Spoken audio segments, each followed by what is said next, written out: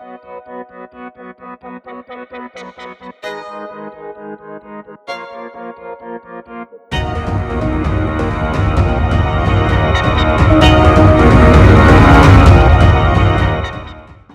rolled 8. And was it plus brawn? No, plus quickness for the offense and quickness for the defense. Oh, okay. Your quickness is 7, correct? No, 6. 6. Okay, so you got it. You got 14. Yeah. So you got a 14, which beats its defense, and a 14, which beats its reflexive offense. Mm-hmm. So it as you come in, it's going to claw at you while you are coming in, but you nail it. Yeah. So nailing it for 3 points plus your brawn. Ooh. It had an 11, so 14 minus 11. 3 plus your brawn. 5. 5. Okay, so that's going to be 8 points to it, which is going to be 6 is going to be right. So you have speared pretty well. Yeah. With a better roll, you might have actually truly nailed it.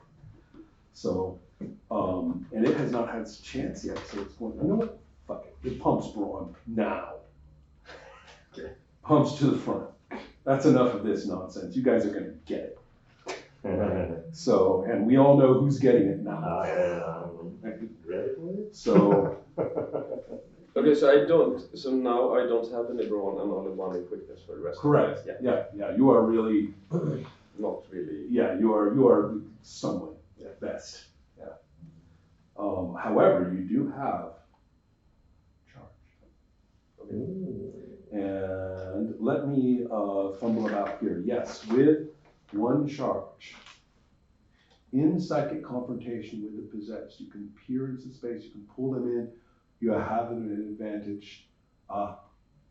You can, using this, act with the red die advantage in anything you're going to want to do to this. Now, you just nailed it. So we are going to move you. We're going to draw this again. It's going to go here. Then we've got Maimon is next, and then I've got just moved to the end, so it's going to be M, W, and Q. No, Q was. No, Q was up to. Yeah, Q. Q was here. Yeah. And who am I missing? Abia has just gone to the whole end. Right. Okay. So therefore, its action now is going to be coming from chapter 7. If there we go.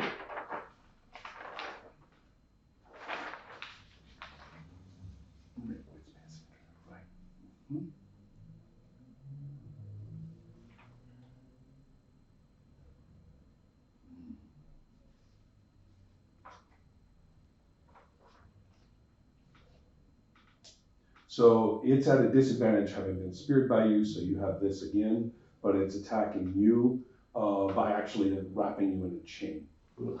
So, which is not an ordinary attack. Okay. So let's see. So it's putting in its full, it's got to.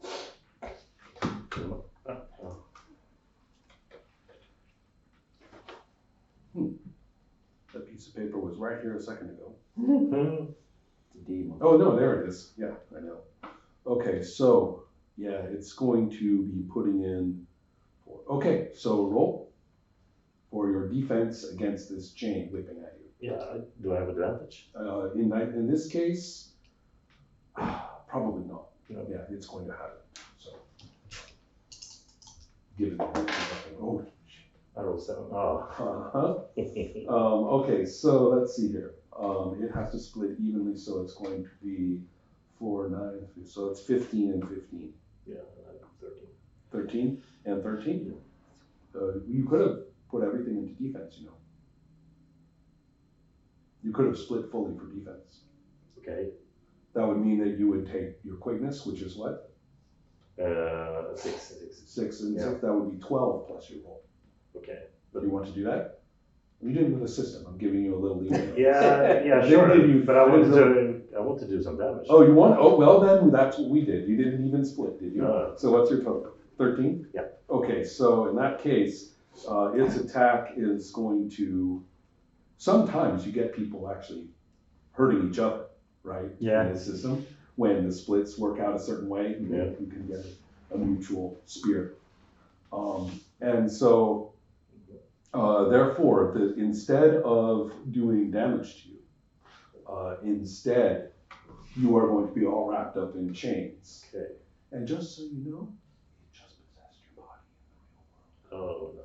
It's all doing That never tells us. So, just to, Okay. just for the little extra nastiness coming. And so therefore it has gone now to the end. Finally, my mom.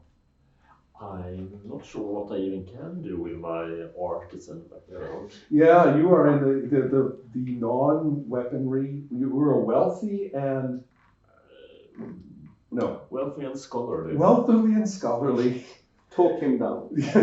with the background in family background. Artisan family and poet career. Yeah, you are at the very bottom of the combat heap in this game. Yeah. I'm sorry to say.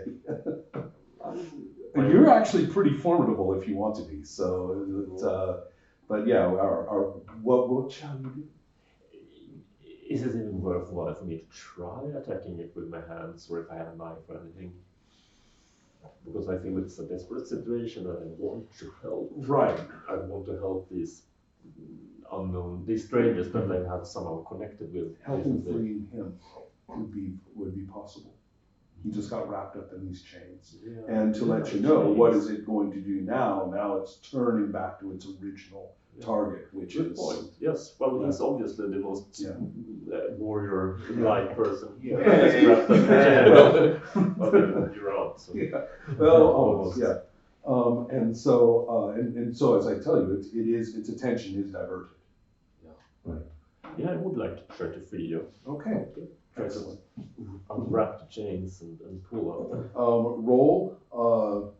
Roll your brawn, 2 dice, and add your brawn. And I got 12. When a 12 or higher is you will notice for these raw rolls, which are not opposed, the target number is in this game is always 12. 12 or higher, and we don't have degrees of success. No. It's yes or no. Okay. So in this particular game. So therefore, you managed, right? You're the weedy the poet fellow. I was also well fed. Yeah, well you'll notice you actually if you've seen it in character creation, wealthy gives you +2 brawn. Because you are well fed. This is a food distributed culture, and everybody eats, but they don't eat the same. Yeah. And so the wealthy people are just basically a little more robust in this case. So, if your good living actually works for you, and you're able to unwrap the dude, that is fantastic. Okay. That's good. Yeah. It's me. Mm-hmm. I just want to distract. I'm really bad. Mm-hmm. But I'm trying to distract him from Mm-hmm. attacking. Mm-hmm. Not from Kuara. Mm-hmm. So she has an easier time. Okay. That's what I try to do. I'm going to call this an agility check, just to do something like to interpose, your sword or wait. Throw this sword at his head. Yeah, you can do that. Yeah. Something like And that. so Just it's to distract him. exactly. So for that purpose, it's not going to be like an attack so much as just do you place it in a way that would draw its attention. You do get the advantage die because of the ring. Nice. So that's good. So go ahead and roll with the red. Against 12 or higher, it's quickness, and your quickness is down to 1, so add 1. See, that's good. Yes, Okay. you have actually managed to do it. Yeah. Nice. So this is almost like down to one knee, struggling to keep your balance, and just throwing that way is the the best way to look at this. So you couldn't really put much natural quickness into it as much as you could, which isn't much. So yes, the sword spangs off of its head, and it turns toward you, which brings now to Kura. Yeah. I realize this is for real. And Yeah. I want to defend my family name. I go for the king. Okay, yeah, All in. yeah. Okay, Oh, okay. Wow. So, and you do have the advantage given the distraction. So therefore, let's go ahead and do your split. Which with your six, you have a 7. Is that correct?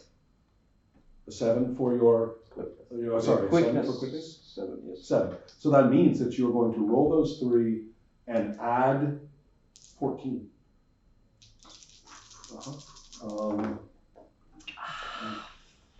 I love that noise. 21. Okay. And you rolled 11. Of course. Oh man.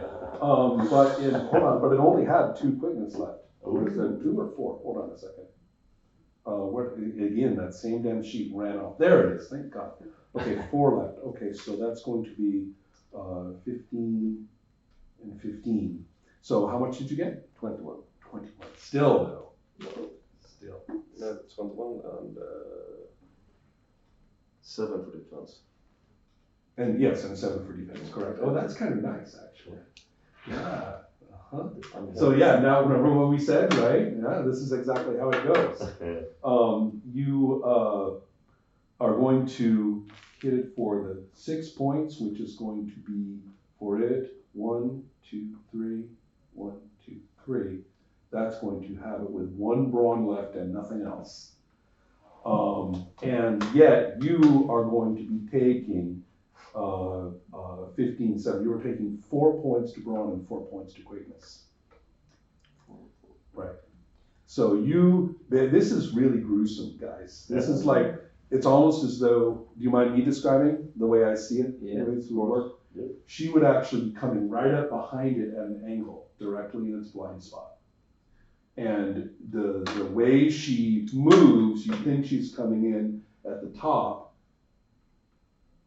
That dagger hand is striking straight up into the angle of the groin, right up into the joint, just and slicing, right? So it's pure, yeah, that's it, exactly. And so that's the kind of fighting that she's good at. And so,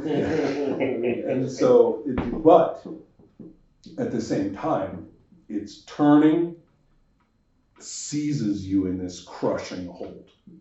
So you are basically taken off your feet as it is, as it lifts you and crushes at you, right? So that's your last hug. Yeah. And so, let's see here. So Kura, and it did strike back, so it's going to be end. So it's going to be Abyad again. Okay. Yeah. So that's your deal. Yeah. And you're free. You're like, haha. Right? That's good. Yeah. Is it still possessed in the... No, that was the chain. That's what the chain was doing. Right. I'll attack. So he did something up there, but he's not still doing it. I'm still not splitting. What's that? Oh, right. I'm still not splitting. Maybe I'm boring, but I don't. Oh, okay. Well, It's it's an even split. That's what you're doing. Yeah. Okay. Okay. Yeah. Mm-hmm. Yeah, but you saw what could happen. Yeah, right? exactly. Those 11 Exactly. I don't trust my dice. But do I have advantage? Dice will be dice. That's all I have to say. Yeah. Yes, because it's focused completely. I mean, it's now basically going to well. Let's just say that runic activity is now going to do its other ability, whatever that is, that I haven't had a chance to do against 4 opponents, for God's sake. So let's see here. So if I'm double checking, it was out of quickness. Yeah. It's out, so it's just a roll. I rolled it. It's 9, 15. I tried. I tried. But basically, considering this and considering your professionalism, If he had picked up the spear and done this, he might have had a chance, but I would have ruled it quite likely that he would have gone right through her as well. Yep. But in your case, I'm going to say that you knowing what you're doing, that you are not going to position your spear thrust such that it's going to come out through her. So therefore, and that will do it, right? That's going to be its role and do enough damage, and it will dissipate. You, at this point, can prevent that man who was possessed from dying with your charge. And that charge doesn't go away. You will continue to be able to use that as a 1 point. Oh, so the merchant he was talking to exactly. would die otherwise. Yeah. Yes, of course. Okay. So that will take us to the end of that encounter. From which point we would take a break and play later, right, in another session because I'm tired. Yeah. But basically that's where this comes through.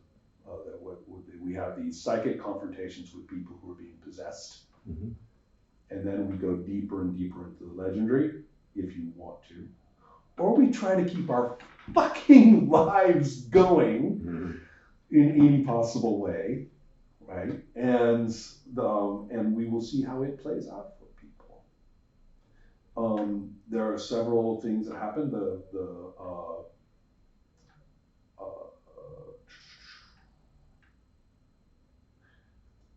With a charge of 1 that actually keeps, yes, that will knock back what I call the clock, which currently is at 6, based on my setup, to 5.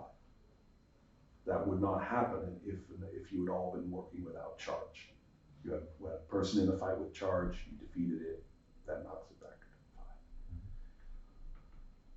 But that's just a possessor. It's been driven out. And you know that thing is possessing someone else now. Oh, you drove it away from us.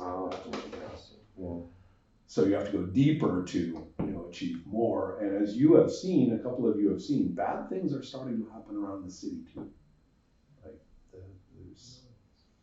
So to kind of just tell you some more, if you're interested. Yes. Okay. More of the setting is very interesting. Yeah, the vision of a given episode is called a vision. And we see what happens to the clock. I don't know if anyone else will gain charge, but at the end of it, if you are carrying the charge, and you lose the 1 point if you detonate it voluntarily, which will have a huge effect, but you'll lose your thing. Otherwise, you keep your 1 point charge. If you are carrying charge at any level at the end when it's over, then you have a choice. Oh, I forgot, drop your charm by 1. Okay. When you took on charge, you dropped your charm by 1.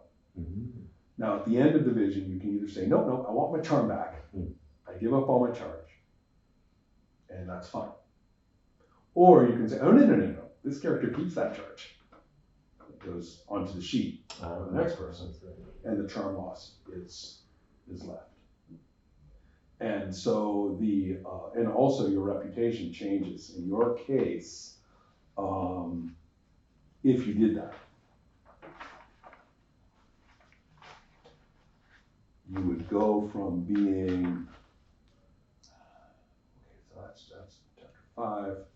Use a note. This is chapter 4. Yes.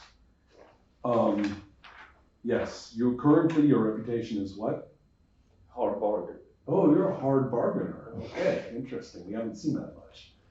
But no, but it's a bit of that it can go and talk to people. Right. And so on. Right. It's not afraid of it. Yeah, that's true. But that's how other people see you, and it's not very positive sometimes, right? But you would become weirdly creative. You lose the hard bargainer, and you would write weirdly creative instead on the sheet. So yeah, there's all sorts of ways that you become a little weird. You're carrying cosmic charge, my friend. You're going to become a little off, okay? If you choose to keep it. When I make a next vision, I have a role that I take these results and apply the various algorithms to and make certain choices.